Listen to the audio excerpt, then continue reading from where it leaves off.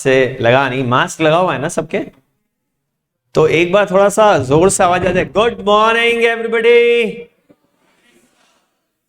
हाँ हाँ हाँ, good morning all of you. आप चाहे यहाँ पर हैं मेरे सामने, चाहे यहाँ पर हैं, आप सब लोगों को बहुत सारे, सबसे पहले congratulations, you did something really very well, you cleared CA foundation examination. शायद कुछ लोग कहेंगे आपको कि अरे ये टुच्ची सी एग्जाम है, इसमें क्या है, इसको तो कोई भी पास कर सकता है, but it's not like that. CA foundation examination जो है वो अपने आप में एक बहुत ही डिफिकल्ट एग्जाम है। आपने उसके लिए पढ़ाई करी, फिर आप उसमें पास हुए। क्या रिजल्ट है, क्या परसेंट रिजल्ट है फाउंडेशन का? 17%, 20 मान लो, एवरेज कर लेते दोनों का। हमारा तो कितना है, 80% है, बट ऑल ओवर इंडिया कितना है, 23। 20-25% मान ले, चलो थोड़ा ऑप्टिमिस्टिक हो जाए तो 25% रिजल्ट है। इसकी ब्राइटनेस बढ़ाने से वहां कोई इम्पैक्ट, सिर्फ यहाँ की बड़ी वो लाइट बंद करनी पड़ेगी। यार ये जो आप यहाँ स्लाइड देख रहे हो ये अच्छी नहीं दिख रही है, क्योंकि ऐसी ग्रीन कलर की नहीं है ये तो बड़ी कलरफुल सी है, बट आई डोंट नो, वो देखते हैं, हम आज रेक्टिफाई करेंगे। इसके पहले वाली क्लास में भी ऐसा ही दिख रहा था ग्रीन, या ये सिर्फ लैपटॉप के कनेक्शन से दिक्कत आ रही है इसको, सिर्फ आईपैड ही पसंद है इसको?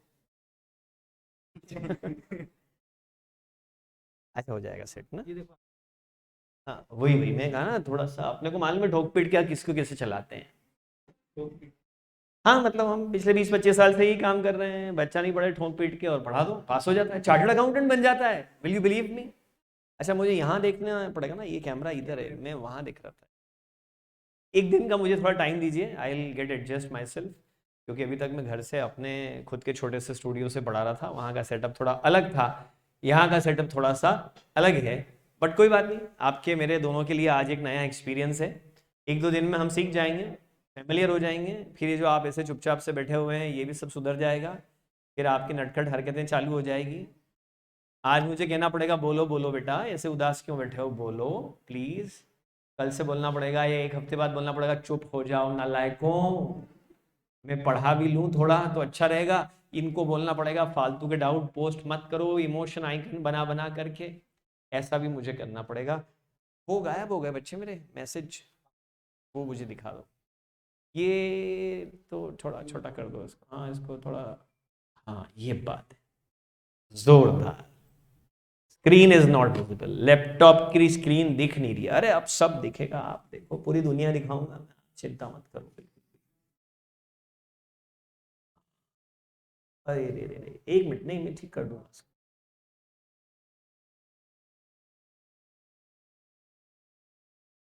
ठीक, अच्छा अच्छा, ये नहीं नहीं वायर नहीं, presenter view, okay okay okay, got it, wait a minute. अरे इसका वो लगाना पड़ेगा पावर, इसकी बैटरी इतना थोड़ी चलेगी।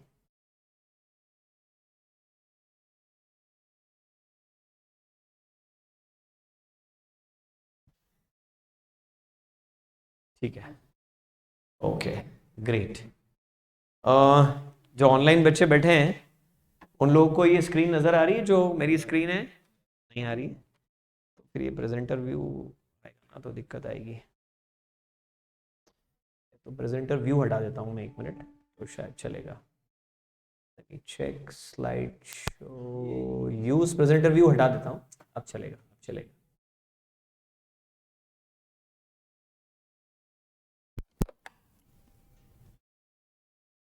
अब सब तरफ दिखने लगा, मुझे भी दिख रहा है, इनको भी दिख रहा है, इनको भी दिख रहा है। वो ट्यूबलाइट बंद कर दो, मुझे बहुत बुरी लग रही है। अच्छा कट करना पड़ेगा, ठीक है ठीक। इस तरफ जाने से मैं वहाँ खड़े रहना है, स्पॉट कर लूँ, ओके फाइन। हाँ जी, अब मैं सबको नज़र आ रहा हूँ अच्छे से, अब मैं सेट हो गया हूँ, एवरीथिंग इज़ फाइन। बीच में कोई टेक्निकल ग्लिचेस आएंगे तो हम संभाल लेंगे, बिल्कुल चिंता करने वाली कोई बात नहीं है। मेरे बारे में अगर आप पहले से कुछ सुन के आए हो तो वो बातें दिमाग से निकाल देना, कोई एक मूवी थी ना, ओ माय गॉड, नहीं वही थी ना, ओ माय गॉड ही नाम था, क्या था वो, अक्षय कुमार वाली, ओ माय गॉड ही नाम था ना। उसमें वो घर में कृष्ण भगवान का एक फोटो लगा के रखते हैं, जिसमें उन्होंने धोती पहनी हुई है, गमछा डाला है, मुकुट पहना हुआ है, और हाथ में सुदर्शन चक्र घूम रहा है। और फिर जब अक्षय कुमार साक्षात भगवान वहां पहुंच जाते हैं, तो परेश रावल बोलता है तुम भगवान कैसे हो सकते हो, भगवान तो वैसे दिखते हैं। तो अक्षय कुमार ने बोला कि तुम्हारे पास अपडेटेड पिक्चर नहीं है भगवान की। समय के साथ भगवान भी बदलते रहते हैं और इंसान भी बदलते रहते हैं। आपने ज्यादा कुछ नहीं तो आज तक आपके जीवन में जो सबसे इंपॉर्टेंट पर्सन रहे वो आपके पेरेंट्स रहे, माता पिता। और बचपन से लेकर आज तक में आपने उनको भी बदलते हुए देखा होगा। जब आप छोटे थे तो एक स्टेप रखने, अब वो आपको याद नहीं है, लेकिन कोई बचपन का वीडियो दिखाएंगे तो आपको याद आएगा कि जरा सा आप गिरे, अरे रे रे मेरा बेटा प्यारा, काइंड ऑफ, ठीक है। फिर आप थोड़े बड़े हुए तो बोला नहीं बेटा पढ़ाई करनी चाहिए, अच्छी बात नहीं है। फिर बोलते नालायक पढ़ ले नहीं तो चप्पल मारूंगी। तो समय के साथ सारी चीजें बदल जाती है। किसी भी पर्सन के बारे में पहले से कहीं कुछ सुन के आए हों, मेरे बारे में, नाहटा सर के बारे में, नाहटा एकेडमी के बारे में, निखिल सर के बारे में, आशीष सर के बारे में, क्रैप कर दो उसको। हम लोग बड़ी तेजी से बदलने वाले लोग हैं। समय के साथ साथ हम फटाफट फटाफट फटाफट बदलते जाते हैं। आपके साथ मैं कैसा रहूंगा वो आने वाला वक्त ही बताएगा, मुझे खुद को भी नहीं पता है। जैसा रिफ्लेक्शन आप मुझे दोगे वैसा यहाँ से आप मुझे उधर से एनर्जी दोगे, तो यहाँ से एनर्जी मेरी तरफ से रिफ्लेक्ट होगी। और आप सुस्त हो गए यहाँ पे गर्दन टिका करके लेट गए, तो मैं भी यहाँ आकर के बैठ जाऊँ। Okay, so with this we are going to start a journey of CA intermediate। अच्छा लग रहा होगा आज तो आपको, वाओ, हम सीए इंटर में आ गए और आज हम सीए इंटर की क्लास में बैठेंगे। ये अच्छा लगता है शुरू शुरू में, है ना। जो घर पे भी बैठे हैं उनको भी बड़ा अच्छा लग रहा होगा, बड़ा प्राउड फील हो रहा होगा उनको। And they must be feeling, अरे वाह यार क्या बात है बॉस, फाउंडेशन पास कर लिया, मतलब फाउंडेशन पास कर लिया, आप क्या है इंटर फाइनल और चार्टर्ड अकाउंटेंट बन गए। बट अभी आगे आगे देखिए होता है क्या। मेरा एक्सपीरियंस ये बोलता है कि पूरे सीए की जर्नी में सबसे ज्यादा जो हेक्टिक शेड्यूल वाली पढ़ाई होती है वो सीए इंटरमीडिएट में होती है। फाउंडेशन में सिलेबस कम होता है, टाइम ठीक होता है पढ़ने के लिए। सीए फाइनल का सिलेबस सबसे ज्यादा होता है, लेकिन टाइम 2.5 साल मिलता है, 2.5 years। That's quite a lot time. लेकिन सीए इंटरमीडिएट में एक तो एग्जाम लेट हुई है, अब रिजल्ट आया है, और अब बैच चालू हुई है। जो बैच 25 जनवरी के आसपास स्टार्ट होनी थी वो 11 फरवरी को स्टार्ट हो रही है। 15 दिन सीए इंस्टीट्यूट आपसे ऑलरेडी ले चुकी है, isn't it? नवंबर एग्जाम उसी टाइम पे होगी जब नवंबर एग्जाम यूजुअली होती है। ऐसा नहीं बोलेंगे कि इनको बेचारों का रिजल्ट लेट आया था तो इनको थोड़ा सा एक्स्ट्रा टाइम दे दो, तो ऐसा कुछ भी नहीं होने वाला है। टाइम होता है कम और पढ़ाई करनी होती है बहुत सारी, और वो आप जरूर कर पाते हो। आपके इमोशनल स्विंग चलते रहेंगे। पहले 1 महीना आपको बहुत अच्छा लगेगा इंटरमीडिएट, फिर अगला 1 महीना आपको सिर्फ अच्छा लगेगा, फिर उसके बाद में जब बोथ ग्रुप का फुल शेड्यूल चालू हो जाएगा उसके बाद में आपको बुरा लगेगा। अभी आप अपने आप पे गर्व कर रहे होंगे कि देखो देखो वो सब, मतलब जोर से नहीं बोल रहा हूँ पर मन ही मन वो सब फेल हो गए, मैं पास हुआ। फिर आपको लगेगा वो अच्छा हुआ वो फेल हो गया, उसको इतना तो नहीं पढ़ना पड़ रहा है। 2-4 महीने आपके बहुत कष्ट में गुजरेंगे।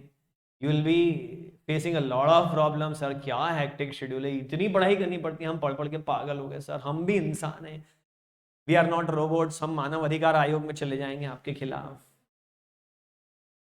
ये इमोशनल फ्लक्चुएशंस आएंगे बेटा, मैं आपको अभी से उसके बारे में बता रहा हूँ।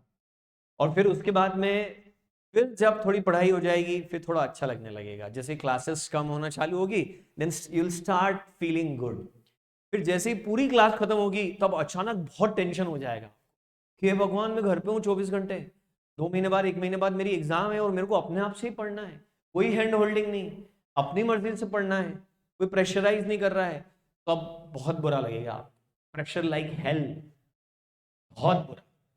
फिर आप एग्जाम दोगे, वहां तक भी आपको बुरा लगेगा। फिर आपकी एग्जाम खत्म हो जाएगी, फिर आप फील करोगे पास हो या फेल, कम से कम एग्जाम हो गई यार, और एग्जाम अच्छी जाएगी तो फिर परमानेंटली अच्छा लगेगा। ये सारे इमोशनल स्विंग्स हैं, ये आएंगे, ये इंटरमीडिएट में भी आएंगे, लाइफ टाइम भी आएंगे। सक्सेस और failure is not the ultimate destination, it's a journey, it keeps on happening. आप मेरी बात करें तो मुझे भी हर महीने हर साल कुछ फेलियर्स फेस करने पड़ते हैं, फिर स्ट्रगल करना पड़ता है, और फिर सक्सेस के लिए नए झंडे गाड़ने पड़ते हैं। आसान नहीं होता है। बस बेटा एक बार 10th पास हो जा फिर तो लाइफ अच्छी, एक बार 12th पास कर ले फिर तो लाइफ में मजे हैं, फिर क्या, एक बार फाउंडेशन पास हो जा फिर तो मजे ही मजे हैं। ये अब हम बोलेंगे, अब हमारे पास आया, एक बार इंटर पास हो जाओ, उसके बाद जो करना है करना, फिर फाइनल में भी यही बोलेंगे, और फिर सीए बनने के बाद भी यही बोलेंगे, और शादी के पहले भी यही बोलेंगे, और उसके बाद भी यही बोलेंगे। जिंदगी भर ये एक बार चलता रहेगा। सारे इमोशनल स्विंग अपनी जगह पे आएंगे और जाएंगे। आपको बस एक काम करना है, आप जैसा भी महसूस करें, अपनी फीलिंग्स को और अपनी स्टडीज को फायरवॉल डाल देना है बीच में, दोनों को अलग कर देना है। मैं बहुत बुरा फील कर रहा हूँ, चलो पढ़ लेता हूँ, आई एम सो हैप्पी, चलो पढ़ाई कर लेते हैं। मम्मी आज क्या खाना बना, मजा आ गया, चलो पढ़ लेते हैं। आज गिल की बनी है, मतलब कसम से और कुछ बनाने को मिलता नहीं है आपको, तो क्या करें, इतनी खराब गिल की पढ़ाई कर लेते हैं। हर चीज के बाद में एक सफिक्स लग जाना चाहिए, एक सेंटेंस, चलो आप पढ़ लेते। ये सारे इमोशनल स्विंग अपनी जगह चलेंगे। अभी तो आपका फील गुड है इसलिए मैं आपको ये सब बता रहा हूँ, ये सब चलता रहेगा। बाद में आपको एक लाइन जोड़ देना है, चलो आप पढ़ लेते हैं।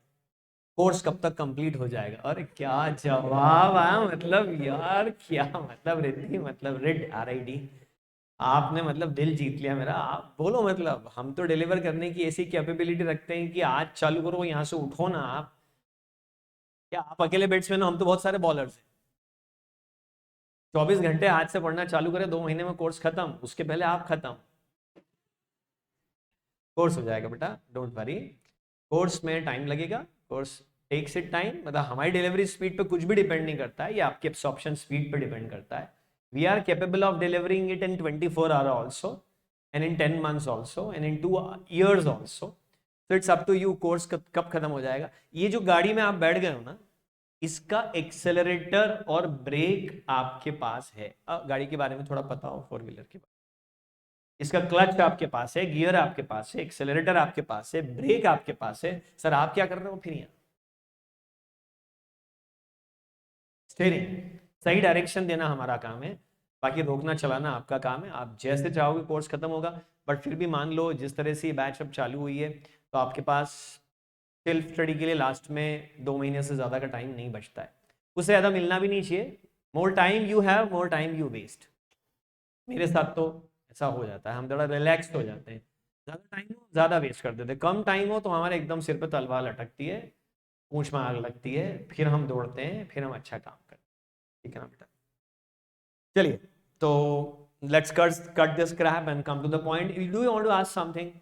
Feel free, you can treat me as your friend outside the classroom. गले में हाथ डाल के खड़े हो सकते हो, आपकी इच्छा हो। सर चलो आपको कोल्ड कॉफी पिलाता हूँ, आई एम रेडी। सर आप पिला दो, मैं आपको नहीं जानता। तो वी आर फ्रेंड्स, हम दोस्त हैं, एक्सेप्ट जब मुझे आपसे कुछ काम करवाना होगा, पढ़ाई करो, होमवर्क करो, तब मैं डांट लगा दूंगा। बाकी टाइम पर just feel free to speak out. बिल्कुल आप आराम से बोलिए। Do want to say something? Not ऐसे कुछ नहीं, डोंट फील शाय, कुछ भी कह सकते, कुछ पूछना चाहते हो, कुछ कहना चाहते हो?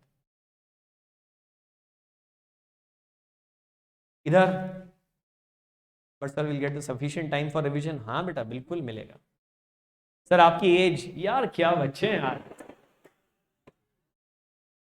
मेरी त्वचा से मेरी उम्र का पता ही नहीं चल रहा। हाँ, सिर से बाल उड़ गए हैं, पीछे से टाल आ गई है, वो that's a different matter. But by heart तो मैं 18 years का हूँ। दिल तो मेरा आप ही के टाइप से ही है बिल्कुल। क्या पढ़ाई वढ़ाई में रखा है, छोड़ो यार। तो by heart I am 18 years। और कभी बोन मेरो टेस्ट करवा लिया, मेरा एज जानने के लिए कराते ना क्राइम सीन पर, कि क्रिमिनल माइनर है कि अडल्ट है, पता है, ये जानने के लिए बोन मेरो टेस्ट होता है। वो करवा लिया तो 43 ईयर्स एज निकलेगी भाई साहब। 50 प्लस बोल रहा है, नालायक तू गया, तेरा तो नाम नोट कर लिया मैंने, अब देख तू होमवर्क किसी को मिलेगा। सर आप चार्टर्ड अकाउंटेंट हैं? अरे वाह, तो डाउट्स आ रहे हैं उधर से, मन से नहीं बना रहा हूँ मैं। सर आप चार्टर्ड अकाउंटेंट हैं? हाँ बेटा मैं मतलब हूँ, मतलब ढंग से। जिस समय आप इस दुनिया में नहीं थे, जिस समय आप पिछले जन्म में कहीं गाय कुत्ते बिल्ली थे, तब मैं चार्टर्ड अकाउंटेंट था। Year 1999। You were born in 2002। 2002 वाले हाथ उठाओ, इधर 2002 वाले टाइप करो, 2002। 1 वाले भी है यहाँ, 3 वाले, हाँ 3 वाले, यस कम ऑन। 2003। हाँ बेटा, जब तुम्हारा जन्म हुआ था तब मुझे चार्टर्ड अकाउंटेंट बने हुए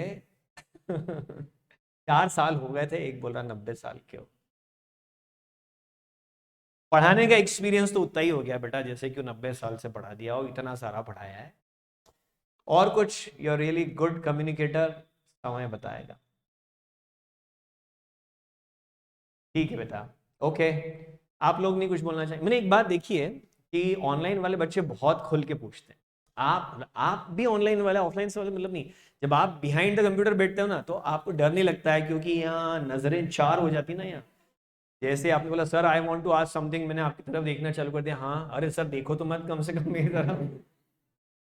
अभी मैं यहाँ पीछे चले जाऊँ इसके तो आप धड़ाधड़ बोलना चालू हो जाओगे। तो ऑनलाइन में ये मज़ा होता है कि हम आमने सामने आंखें चार नहीं होती है, तो हम एकदम खुल के निखर करके और जो दिमाग में आता है सब डाल देते हैं। और ठीक है, ओके, ऑलराइट। सबके अपने अपने फायदे नुकसान हैं। तो बेटा हम शुरू करते हैं द कंपनीज एक्ट 2013। ये आपने पढ़ा है सीए फाउंडेशन में ऑलरेडी, सेक्शन 1 से लेकर के सेक्शन 22 तक। तो अब हमारी पढ़ने की स्कीम कुछ इस तरह से रहेगी कि हम इन पहले 22 सेक्शंस को अगले 7 दिन में क्विकली काइंड ऑफ रिवाइज करने वाले हैं। अभी हम पढ़ नहीं रहे हैं। एक बहुत बेसिक उसके पीछे पर्पस है कि मैं आपको, क्योंकि ये फाउंडेशन में आप ऑलरेडी पढ़ करके आए हो, तो हम एक बार क्विक रिवीजन करेंगे द कंपनीज एक्ट 2013 का up to section number 22।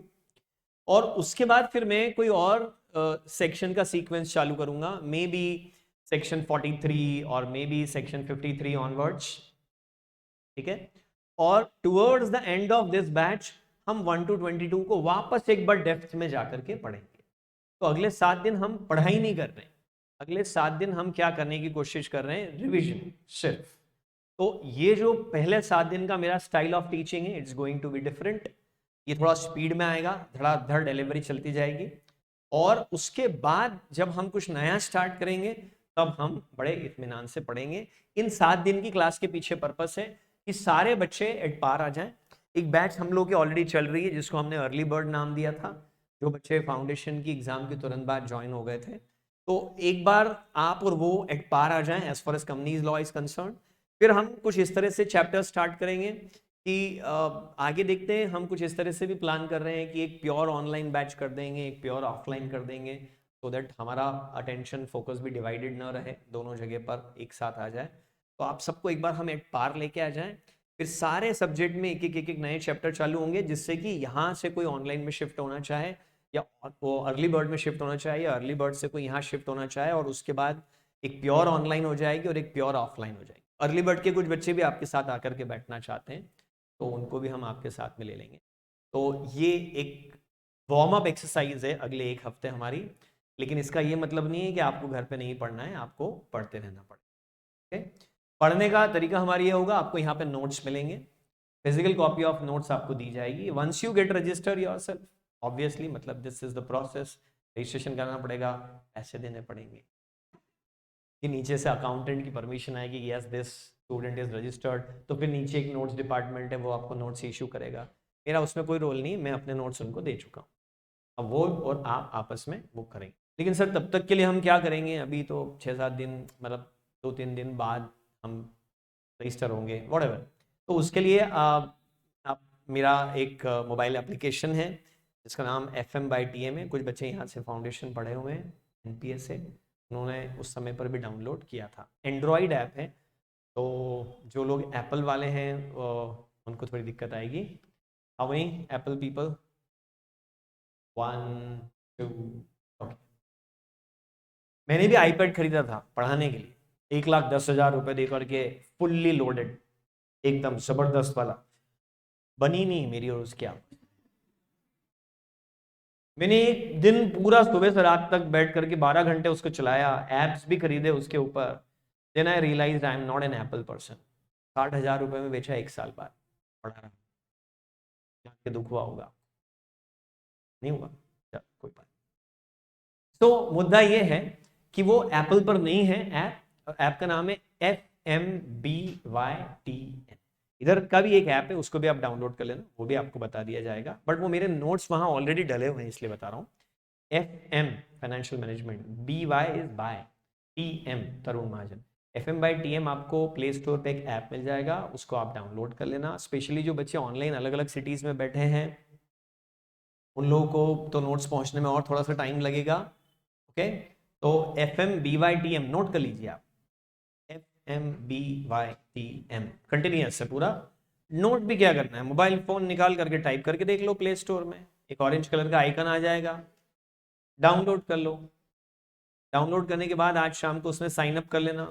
Sign up करने के बाद वो आपसे पूछेगा OTP बताओ, अभी कुछ SMS प्रॉब्लम चल रहा है तो OTP आपको नहीं आएगा, उसकी आप चिंता मत करना। बैकएंड से फिर मेरा स्टाफ बैठ करके आपको अप्रूव कर देगा, then only you will be able to log in. कल आप लॉग इन कर पाएंगे और फिर कल से नोट्स एक्सेसिबल होंगे। कैसे होंगे एग्जैक्टली उस ऐप में किस जगह नोट्स रखे हुए हैं वो मैं आपको बाद में बता दूँ, ठीक है बेटा। तो नंबर 1 आपको नोट्स मिल जाएंगे, तो आपके पास दोनों कॉपी होगी, physical copy as soon as you get register and soft copy right now.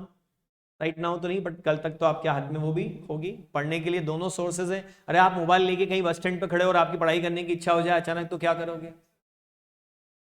खोलो और नोट्स आपके हाथ में, पढ़ना शुरू कर दो। उस ऐप के ऊपर मैंने रिवीजन ऑडियोज बना करके डाले, जैसे जैसे हम आगे पढ़ेंगे आपको रिवीजन की जरूरत फील होगी कि अरे सर थोड़ा रिवीजन हो जाए तो अच्छा होगा। मैंने बहुत एक्सीलेंट रिवीजन ऑडियोज बना करके उसमें बैकग्राउंड में कंसंट्रेशन बढ़ाने वाला म्यूजिक डलवा के प्रोफेशनली उसको एडिट करवा करके और ऐप के ऊपर पोस्ट कर दिया है। चलते फिरते उठते बैठते एक्सेप्ट नहाते, अगर वाटरप्रूफ आपके पास डिवाइसेस नहीं है तो, बाकी किसी भी टाइम, मतलब मैंने ऐसा भी सुना है कि कुछ बच्चों को मॉर्निंग में ज़्यादा टाइम लगता है टॉयलेट में, तो वो वहां पर भी अपने कान में अपना ब्लूटूथ तो उनका हमेशा ही 24 घंटे ही लगा रहता है कई बच्चों का। आप जब मन पड़े, रात में थक गए सर अब पढ़ने की इच्छा नहीं हो रही है, आप मेरी आवाज़ सुनो, आपको बहुत अच्छी नींद आएगी। तो उसके ऊपर रिवीजन ऑडियोज भी आपको मिल जाएंगे। और पढ़ने का तरीका हमारा ये होगा कि यहाँ मैं कुछ पावर पॉइंट प्रेजेंटेशंस आपको दिखाऊंगा। काफ़ी मेहनत करी है इन पावर पॉइंट प्रेजेंटेशंस के ऊपर मैंने। और इसमें मैं क्या करूंगा कि वो जो आपको नोट्स मिलेंगे ना वो तो लॉ की लैंग्वेज में। लॉ की लैंग्वेज तो भाई मतलब फिर लॉ की लैंग्वेज होती है, वो तो बड़ी डिफिकल्ट लैंग्वेज होती है, उसको पढ़ने बैठो तो डर लगने लग जाता है ये लिखा क्या है, कहना क्या चाह रहा है। सपोज मुझे आपको कहना है कि ये मास्क मैं आपको दे रहा हूँ, मैं दो के दूंगा कि ये आपका हुआ आज, मैं बोलूँगा this mask is yours now. Law पता क्या बोलेगा, notwithstanding anything contained in any other act but subject to provisions of subsection 3 of section 5 of this act, I Tarun Mahajan hereby with all I transfer the ownership of this mask. You will be able to use it, you can lend it, you can put it on rent, and not only you and your successors will be able to use it. This is how law will say it, take the mask. ऐसी होती है। हाँ वो 3 idiot में जो machine की definition थी, वो जो मैकेनिकल इंजीनियरिंग वालों को मशीन की डेफिनेशन है ना, अपने को लॉ में डेफिनेशन वैसे ही होती, खतरनाक, पढ़ो तो पागल हो जाओगे यार ये है क्या। सर फिर iOS वालों का क्या होगा, जमीन पे उतर के आओ, इतने महंगे फोन माता पिता के खर्च करवा रहे हो पैसे, एक एंड्रॉइड फोन, मम्मी का फोन है ना एंड्रॉइड, उसमें डाल लो। मम्मी के फोन पे आधा कब्जा तो आपका ही था जब तक आपके पास फोन नहीं था। तो बस जिसके पास iOS वाले हैं वो जिसके घर में एक दूसरा एंड्रॉइड फोन हो उस पर यूज कर लेना। हाँ तो मैं आपको कह रहा था कि ये स्लाइड्स पे ना आपकी लाइफ बहुत इजी हो जाएगी, क्योंकि मैंने उन्हीं प्रोविजंस की समरी बना दी, उन्हीं को थोड़ा इंटरेस्टिंग बता दिया है। प्रोसेस ये होगी कि मैं यहाँ से पहले एक स्लाइड एक्सप्लेन करूंगा आपको, और उसके बाद में आप उसको नोट डाउन करेंगे। जैसे चार्ट्स मैंने यहाँ बनाए हैं वो आप खुद बनाएंगे। सर ये इसका प्रिंट आउट दे दीजिए ना आप, बेटा देने को तो सब दे दें, ऐसी तो किताबें भरी पड़ी छपी है बाजार में, लेकिन वो जो छप के रखा हुआ है, जो शूट होके रखा हुआ है, वो किसी काम का नहीं होता है। जो आप खुद अपने हाथों से नोट्स बनाते हैं उससे आपको साथ साथ में याद होता है, और अपनी खुद की हैंडराइटिंग चाहे कितनी भी गंदी हो अच्छी लगती है, वो बाद में उसमें पढ़ने में बड़ा मजा आता है। तो you will make a copy, आपको एक अपनी लॉ की सेपरेट कॉपी बनाना है। डेली यहां से आप कुछ चीजें नोट डाउन करेंगे और बाद में वही आपके रिविजन के लिए काम में आएगी। okay? चल, सो हियर आई गो। ये आपने पढ़ा था कि व्हाट इज कॉम। इंग्लिश के ज्यादा करके वर्ड जो है ना लैटिन लैंग्वेज से आए हैं, और उसमें बोला था कॉम। लैटिन लैंग्वेजेस में कॉम का मतलब होता है टुगेदर, और पेनी का मतलब होता है ब्रेड। तो com plus penny. Once upon a time England में ऐसा होता था कि एक बिजनेसमैन का ग्रुप अपना लंच साथ में बैठ के करता, लंच करते करते बिजनेस डिस्कस करता। Group of people taking their bread together and discussing business, those days was named as company. But sir ये तो ऐसी बड़ी चाइल्डिश डेफिनेशन है, आप थोड़ी लीगल डेफिनेशन बताओ कंपनी की क्या होती है। मतलब मजा आ जाएगा, आप मतलब बोलोगे कि सर आंखें खोल दी आज आपने मेरी, क्या डेफिनेशन बताने वाला हूं। मतलब तैयार है ना, जो ऑनलाइन में इधर उधर आड़े तिरछे बैठे हैं, गिर जाओगे आप, संभल के बैठना बिल्कुल। As per section 220 company means a company. कोई पूछे आपसे कंपनी क्या होती है तो आप क्या बोलोगे? Company means a company. Company क्या होती है भाई साहब? कंपनी कंपनी होती है, और क्या होती है? Incorporated under this act. हम पढ़ रहे हैं, क्या पढ़ रहे हैं? द कंपनीज एक्ट 2013, और under any previous company law. या तो इस एक्ट में बनी हो या पुराने वाले एक्ट में बनी हो। अरे आपका छोटा भाई बहन है मान लो घर में कोई, और वो पूछ ले, यार भैया तू कॉमर्स का स्टूडेंट है, दीदी तू बता ये क्या न्यूज आई पेपर में, company company, Reliance industries company company क्या होती भैया? बोले सुन छोटे, सुन, कंपनी में बोलेगा मेरे को मालूम था तेरे को कुछ नहीं आता, बेइज्जती हो जाएगी आपकी। बट एग्जाम में आएगी तो ये डेफिनेशन आपको लिखनी पड़ेगी। इसका भी अपना एक मीनिंग है, आपको पढ़ाया होगा ना। पूरे ऐड को छोटे छोटे टुकड़ों में बांट देते हैं, जिनको क्या बोलते हैं? सेक्शन। टुकड़ा नहीं बोलते हैं, क्या बोलते हैं हम? Section.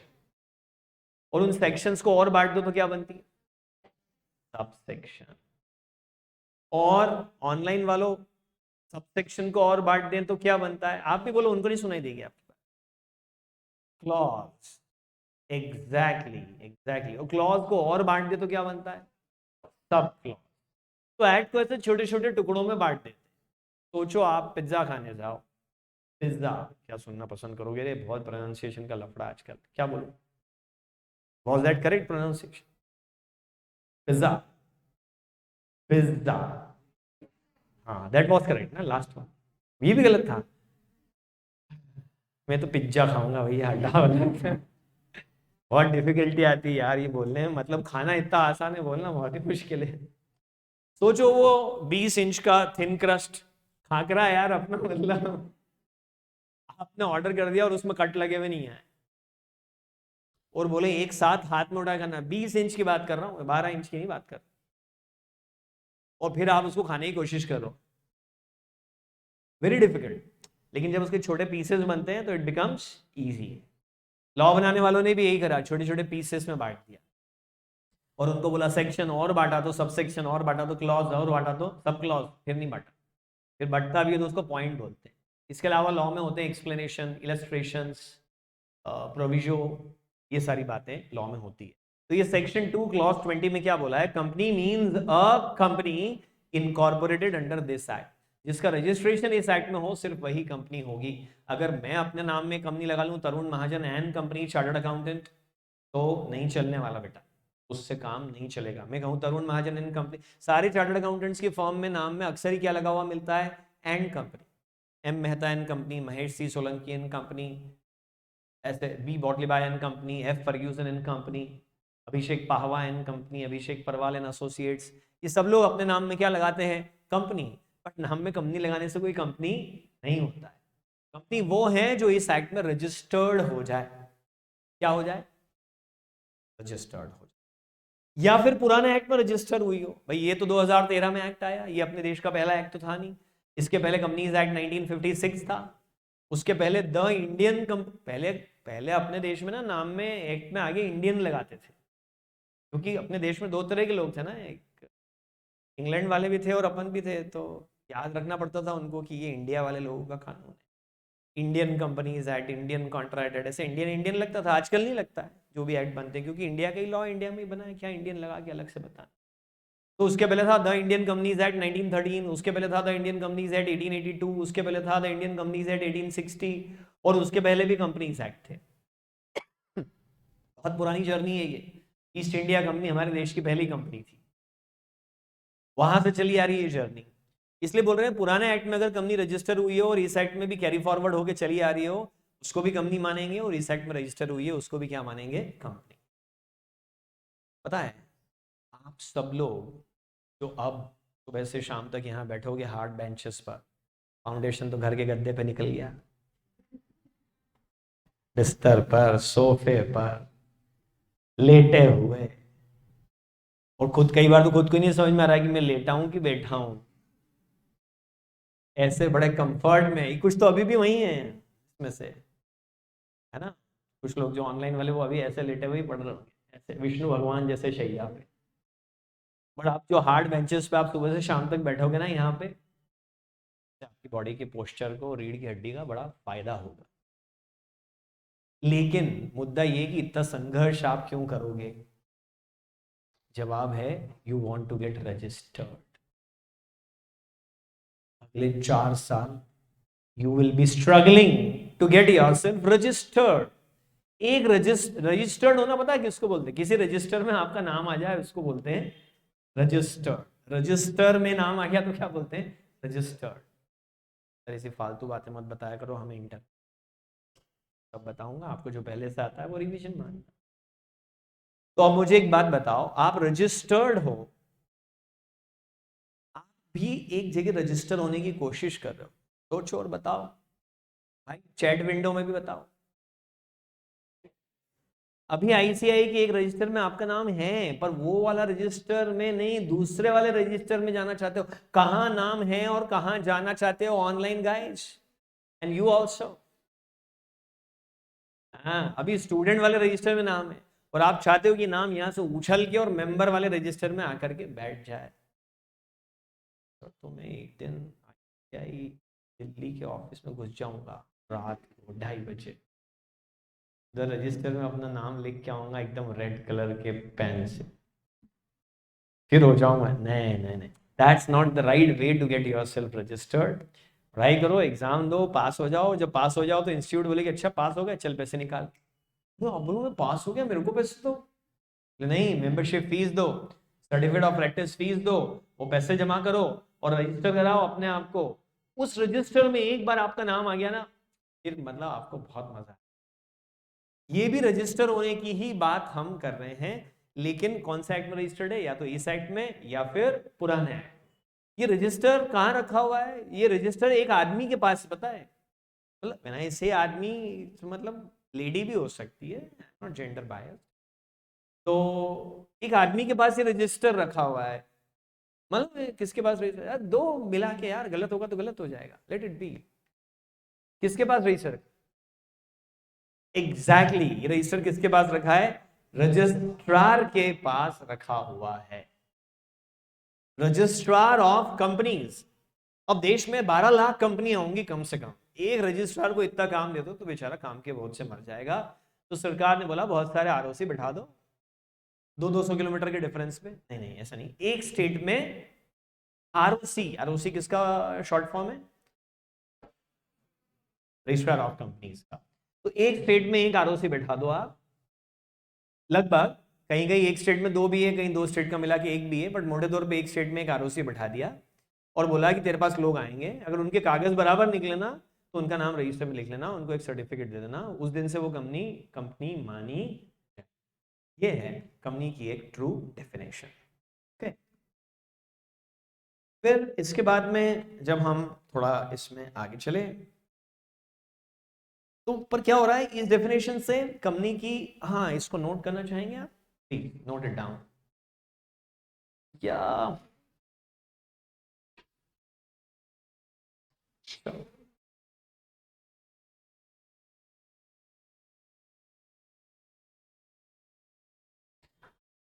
Let's do one thing. अभी नहीं, अभी जब ये अगले 7 दिन, तो अभी हम नोटिंग आपके हिसाब से करना है तो करो, अदरवाइज मैं आपको नोट्स के थ्रू ये सब शेयर कर दूंगा। फिर जैसे ही हम कुछ एक फाउंडेशन रिवीजन खत्म होगा उसके बाद नोटिंग चालू करेंगे। ये सब बाद में एक बार फिर पढ़ेंगे, तब हम इसकी नोटिंग करेंगे। अभी रहने देते हैं, चलो अभी सिर्फ समझने पे ध्यान देते हैं। सर यार कुछ ऐसा बताओ जिससे पता पड़े कि ये कंपनी जो है इसमें होता क्या है, मतलब होता क्या है। तो हम बोलेंगे company is a group of people. अच्छा तो सर हम सब भी तो कंपनी हो गए क्योंकि हम भी ग्रुप ऑफ पीपल है। नहीं, company is a group of people join together for a common purpose. Sir भी ग्रुप ऑफ पीपल है, we also join together for a common purpose to clear C intermediate examination. Usually this common purpose is to do business and share। Partnership की definition बोल के नाम लगा रहे हो कि ये कंपनी का है। याद करो पार्टनरशिप की भी तो ये definition, group of people join together common purpose business sharing profit. Then how company is different from a partnership firm? It's a registered organisation. Is it compulsory to get registered a partnership firm? No. इधर chat box में come on, is it compulsory to get registered a partnership firm?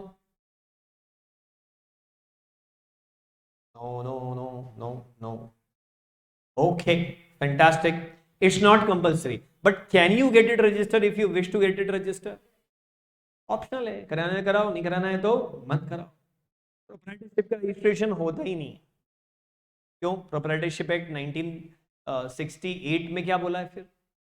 उसमें नहीं बोला है कि registration कराना पड़ेगा। Not compulsory. Proprietorship act 1968 क्या बोलता है ये बताओ? ऐसा कोई एक्ट होता ही नहीं। प्रोप्राइटरशिप को लेकर के कोई भी एक्ट नहीं है। उसका रजिस्ट्रेशन भी नहीं होता है कि get myself register as a proprietor. ठीक है ना? HUF फुल फॉर्म बताओ? Hindu undivided family. ओके, उसका भी रजिस्ट्रेशन नहीं होता है। उसमें तो कुछ भी नहीं होता है। मतलब पार्टनरशिप में तो लोगों को मिलकर एक अग्रीमेंट तो फिर भी करना पड़ता है कि आओ चलो पार्टनरशिप चलाएं। HUF में तो वो भी नहीं होता बेटा। HUF में तो बस मतलब जॉइंट फैमिली है, आपका भी उस घर में जन्म हुआ तो oh my God my grandfather is Mukesh Ambani. कल को ऐसा होगा तो मतलब आप बोलोगे जरूर पिछले जन्म में मैंने बड़े पुण्य कर्म करे होंगे, 2 लाख करोड़ रुपए का मालिक हो गया मैं तो पैदा होते से ही। This is HUF। वहां कोई मेंबरशिप ले भी नहीं सकता है कि मैं पैसे दूंगा मुझे मेंबर बना लो। वहां अपने आप ही चलता है सब, उसका भी रजिस्ट्रेशन नहीं होता है। लेकिन कंपनी तो रजिस्टर होती है तो ही एग्जिस्टेंस में आती है। That is the difference between company and any other business organisation. Artificial person. अच्छा, company is a person first of all. क्यों? क्योंकि जो आप कर सकते हो वो कंपनी कर सकती है। आप क्या कर सकते हो? कॉन्ट्रैक्ट कर सकते हो। 18 साल के लेट्स अज्यूम कि आप हो गए। हाँ, हाथ उठाना। 18 years and above, raise your hand. Oh, not yet 18, raise your hand. बहुत ही कम लोग हैं। ओके ओके, तो आप कॉन्ट्रैक्ट कर सकते हो, पर कोई करता नहीं वैसा। हाँ, but you are capable of doing it. आप अपने नाम में बिल्डिंग खरीद सकते हो। ये बिल्डिंग आप अपने नाम में खरीद सकते हो। लॉ आपको ये इजाजत देता है। ऐसे नहीं है आपके पास, हम बेच भी नहीं रहे हैं, वो अलग बात है। बट आप प्रॉपर्टी होल्ड कर सकते हो, आप प्रॉपर्टी सेल कर सकते हो। और अगर कोई कॉन्ट्रैक्ट मानने से मना कर दे तो आप उस पर सू कर सकते। SUE।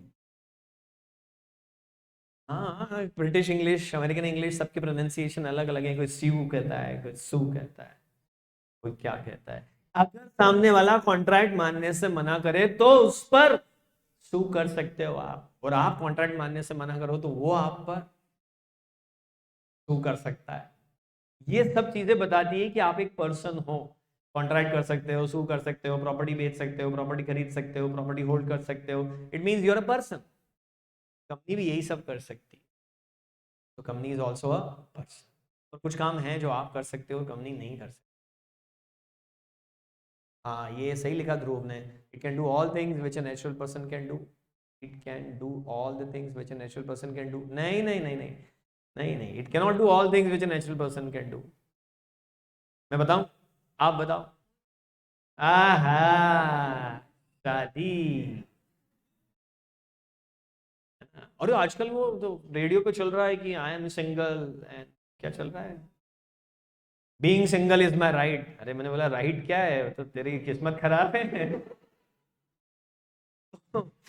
शादी आप कर सकते हो, कंपनी नहीं कर सकती। नहीं नहीं सर, कंपनियों का मर्जर भी तो होता है। Okay, you can be put to imprisonment. ये देखो, अब अच्छा एग्जांपल देता हूं मैं, आप जेल भेजे जा सकते हो, मर्डर कर सकते हो। आए हाय, आपने मर्डर करा, आप जेल चले गए। बता बारा, रिलायंस इंडस्ट्रीज लिमिटेड ने अमेजोन का मर्डर कर दिया, क्योंकि अमेजोन ने फ्यूचर ग्रुप के ऊपर सूट फाइल कर रखा है। रिलायंस को बात पसंद नहीं है, उसने चाकू मार दिया, काफी खून बहा, रिलायंस जेल में। नॉट पॉसिबल ना। ठीक है, ऐसी और कई सारी चीजें हैं। आप लोकसभा इलेक्शन में, सांसद के इलेक्शन में वोट कास्ट कर सकते हो, कंपनी नहीं कर सकती, because company is not a citizen of India. और ऐसी कई चीजें हैं। एक सबसे इंपॉर्टेंट चीज, आपका, आप कुछ भी कर सकते हो। सीए करते करते आपका मन पड़े, छोड़ो आईआईटी करता हूँ, क्योंकि 11वीं 12वीं में आपका मैथ्स ही था, लेट्स अज्यूम पीसीएम था, और फिर आप इधर आ गए, तो आप आईआईटी करो। फिर आईआईटी करते करते मन करे, नहीं नहीं मेरा तो पीसीएम बी था सर, तो मैं वो करूंगा मेडिकल, तो आप वो करो। फिर बाद में आपका मन हो जाए, नहीं मैं मिलिट्री में जाऊंगा, तो जाओ। तब मैं बिजनेस करूंगा, तो करो। सर मैं घर पे निठल्ला बैठूंगा, तो हाँ मम्मी के ताने सुनते हुए बैठो। Free to do anything. ठप्पा नहीं आया था इधर जन्म के टाइम, डॉक्टर ने बोला बधाई हो, सिर पे सीए लिखा है। इधर कुछ भी नहीं लिखा हुआ, नथिंग। ना सीए लिखा है, ना एमबीए लिखा है, ना एमबीबीएस लिखा है, ना बेरोजगार लिखा है, ना कुछ भी नहीं लिखा है, कुछ नहीं लिखा है। You're free to do anything, you're a free man, you're a free person. कुछ भी करिए, जो भारत का संविधान इजाजत दे, आप जो चाहे कर सकते हो। सर मैं तो इलेक्शन लड़ूंगा अगला पीएम में। अब मोदी जी की तो उम्र हो गई, कितने इलेक्शन और दो, बस, फिर तो मैं ही हूँ सर। मैं इलेक्शन लड़ूंगा, आज ही पार्षद से शुरू करता हूँ। You can do it, nobody will stop you. जो भी उसकी रिक्वायरमेंट है पहले वो पूरी करो, वो शायद 21 ईयर्स ऑफ एज है, जो भी उसकी रिक्वायरमेंट है पूरी करो, and you can do it. But company का ऐसा नहीं होता। जब कंपनी का जन्म होता है ना, तो कंपनी को पैदा करने से पहले पूछा जाता है कि why this company, what is the objective of this company taking birth at all, क्यों इस कंपनी का जन्म होने वाला है। फिर आप बताओगे हमारी कंपनी सीमेंट मैन्युफैक्चरिंग करेगी। अच्छा अच्छा, ओके, सीमेंट मैन्युफैक्चरिंग करेगी, फिर ठप्पा लगा हुआ आएगा सीमेंट मैन्युफैक्चरिंग का। फिर आप बोलो हम सॉफ्टवेयर डेवलपमेंट करें क्या, नहीं करने देंगे। फिर उसके प्रोसेस है, मतलब करने देंगे पर उसका लंबा प्रोसेस। तो आर्टिफिशियल पर्सन का यही डिफरेंस है कि वो फ्री टू डू एनीथिंग नहीं है, natural person is free to do anything. ये चीज कंपनी को बाकी लोगों से अलग कर, separate legal entity. You are owner of the company. Suppose आपने इंडियन होटल्स लिमिटेड नाम की कंपनी के शेयर ले लिए। नाम बोलो, क्या बोला मैंने? I am writing the expectations mean while you read my message. ये क्या था भाई? हाँ, तो इंडियन होटल्स लिमिटेड के शेयर्स ले लिया आपने, तो आप कंपनी के मालिक बन गए। अब कंपनी एक होटल चेन चलाती है जिसको बोलते हैं द ताज, तो आप कंपनी के मालिक। अच्छा, कितने शेयर लिए आपने मालूम? एक मिनट, चेक करें आज का भाव। Indian hotels limited share price 127 रुपए का शेयर है आज। 127 रुपीज आपने खर्च करे, इतने तो आपकी जेब में निकल ही आएंगे। 127 आपने खर्च करे और एक शेयर ले लिया इंडियन होटल्स का। कोई आपसे पूछे क्यों भाई, करते क्या हो? बोले मालूम नहीं है, the Taj group of hotels का मालिक हूं मैं। हाँ, झूठ बोला? झूठ बोला क्या? नहीं, मैं मालिक हूं तो हूं। मैंने ये थोड़ी बोला कि मैं 0.000000001% का मालिक हूं। I never said that, but मैं उतना ही मालिक हूं। फिर एक दिन आप मुंबई गए, फिर आप गेटवे ऑफ इंडिया गए, फिर आपने देखा अरे ये वही वाली होटल है जिसपे टेरर अटैक हुआ, और ये तो बहुत ही प्रीमियम होटल है। फिर आप रिसेप्शन पे गए, how can I help you sir? बोले प्रेसिडेंशियल स्वीट ओपन करो। Sir that will cost you 10 lakh rupees per day of the rent fair tariff. पागल, मेरा होटल है, तू नौकर है इधर, तेरी नौकरी लगी है यहाँ। मैं मालिक हूँ, मैं मालिक हूँ, चल खोल कमरा, खोल फटाफट चला। फेंकवा नहीं, मतलब ऐसे उठा के ऐसे बाहर उठा के 4 लोग फेंकेंगे, धाड़ आवाज आएगी। You are owner of company, company is owner of assets, but you are not co-owner of assets of the company, mind it, because company has got a separate legal entity. मैं दूसरा एग्जांपल देता हूं, आज से 20 साल बाद आपके पास 100 करोड़ रुपए हो गए, थैंक यू तो बोल, अच्छा अच्छा बोलते रहना चाहिए, यू नेवर नो कब सच हो जाए। कहते हैं ना कि दिन में एक बार सरस्वती जी जीवान पे विराजमान होती है, तो हो सकता है कि ऐसा हो जाए। ओके, 100 करोड़ रुपीस आपके पास हो गए, आपका एक लंगोटिया यार, पास फ्रेंड बचपन से, वो भी 50 करोड़ का आसामी हो गया। हाँ सर ये अच्छा करा आपने उसको 200 करोड़ नहीं बोला, लेकिन अनफॉर्चुनेटली वो उसका बिजनेस डूब गया, और उसके ऊपर उल्टे अनिल अंबानी जी टाइप की लाइबिलिटी आ गई 100-200 करोड़। लोग उसको पकड़ के लिटरली मार रहे हैं, लोग आपके घर भी आ जाएंगे, भाई तेरा तो पक्का दोस्त है यार ये, तू देगा पैसे, देने पड़ेंगे ना।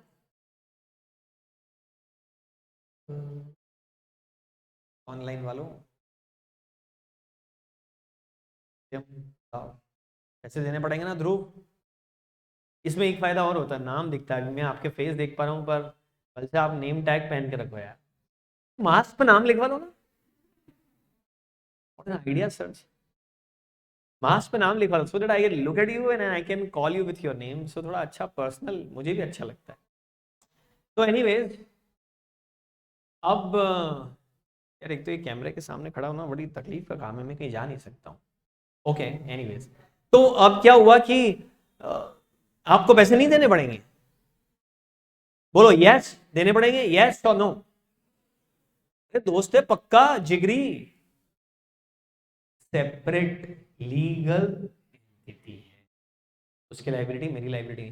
दोस्त छोड़ो, आपका सगा भाई बहन भी हो, उनके पैसे भी आपको नहीं देने पड़ेंगे, पिताजी के पैसे बेटे को नहीं देने पड़ेंगे, बेटी को नहीं देने पड़ेंगे, एंड वाइस वर्सा। अगर सब अपना अपना बिजनेस चला रहे हैं तो किसी भी एक का पैसा किसी भी दूसरे को नहीं देना पड़ेगा। अरे बोले तुम्हारे पिताजी हैं, उनका पैसा तुम चुकाओगे कि नहीं, कुछ तो शर्म करो। बोले वो social moral responsibility is a different thing, but I don't have any legal liability towards it. Similarly पापा भी आपके लिए ये बोल सकते हैं, किसी किसी के पापा तो न्यूज़पेपर में ऐड दे देते हैं कि हमारा बेटा नालायक निकला, ये कोई कर्ज ले तो हम इसके लिए रिस्पॉन्सिबल नहीं है, हम कब तक चुकाएंगे इसके पैसे।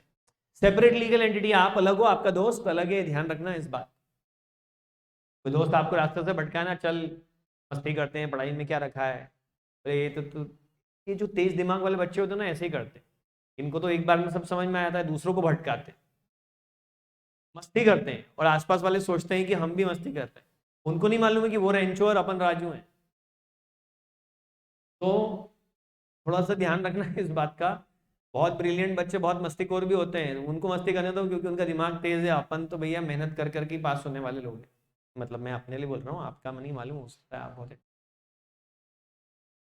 तो अब बेटा आप उसके पैसे नहीं दोगे क्योंकि वो अलग है और आप अलग है। वो सक्सेसफुल हो गया तो उसके फ्रूट्स आपको नहीं मिलेंगे, वो फेलियर हो गया तो उसके नतीजे आपको नहीं भुगतने पड़ेंगे। कंपनी का भी यही होता है, मेंबर अलग कंपनी अलग।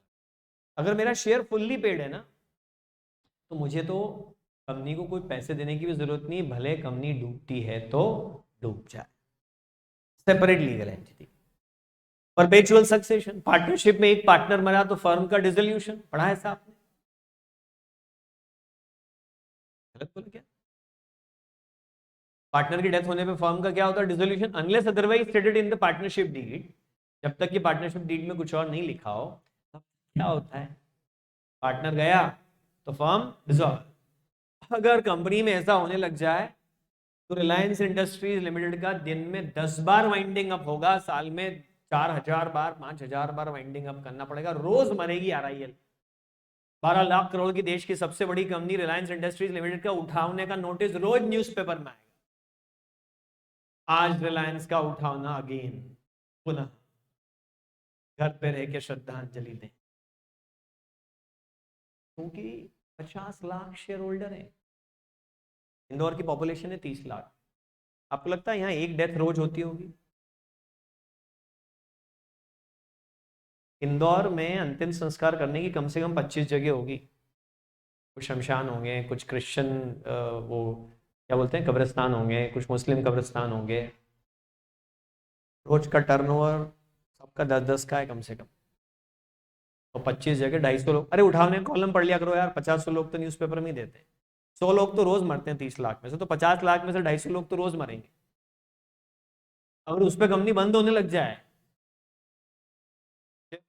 2 मिनट का मौन रखना भी चालू कर दें कि आज काम नहीं करेंगे, 2 मिनट मौन रखेंगे क्योंकि एक शेयर होल्डर की डेथ होगी, टाइम हो गया, तो साल भर कंपनी मौन ही रह जाएगी, काम ही नहीं हो पाएगा। परपेचुअल सक्सेशन, लोग मरते रहे मर जाए, हमको कोई फर्क नहीं पड़ता है, कंपनी अपनी जगह पर। ओके, कल से थोड़ा इसको स्पीड अप कर दें। क्विक रिवीजन हम कर रहे हैं, आई एम रिपीटिंग कि हम पढ़ नहीं रहे हैं, हम रिवीजन कर रहे हैं। तो अभी डिलीवरी का स्टाइल अलग है, और जैसे ये रिवीजन खत्म होगा 7 दिन में, फिर डिलीवरी का स्टाइल अलग हो जाए। Alright, see you again tomorrow.